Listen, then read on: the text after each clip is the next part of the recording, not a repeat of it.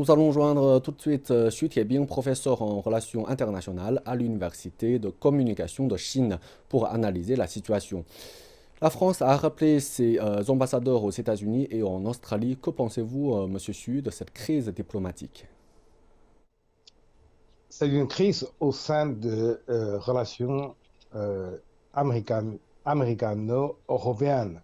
Ce qui me convient de se penser, c'est que finalement, au fond de classement des choix euh, pour Washington, c'est que souvent les pays anglo-saxons ayant comme noyau l'Angleterre avec Australie, avec le Canada, eux, ils constituent les premières troupes et que les pays européens, malgré, je dirais, le souhait et les grandes déclarations, se trouvent derrière, se trouvent plutôt dans la deuxième rang, premier.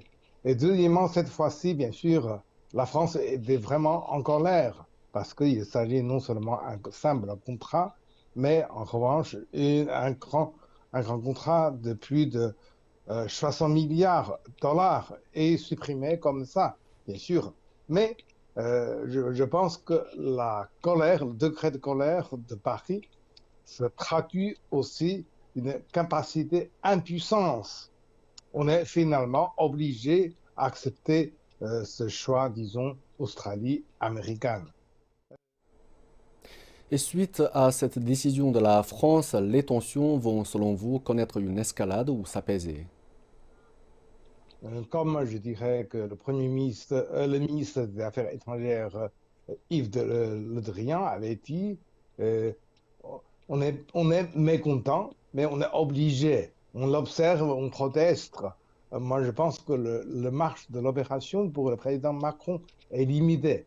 D'un côté, c'est qu'on prépare, je dirais, la réélection, et d'autre part, il n'y a pas, je pense, et pas mal de supporters, il n'y a pas trop de supporters au sein de l'Union européenne qui, à ce moment-là, comme on le dit, sont plus divisés depuis que Biden devient le nouveau président américain.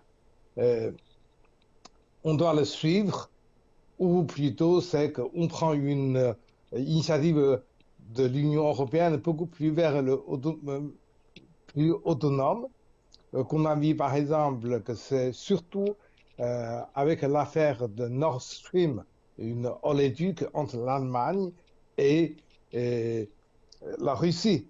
C'est que les Américains ne veulent pas faire de sanctions et finalement les Américains ont fait la cession. Alors que la France, à mon avis, n'a plus cette force de résister autant comme l'Allemagne avait fait. Et dans ce cas-là, c'est-à-dire la France s'exprime son mécontentement et sont obligés d'accepter cette amertume.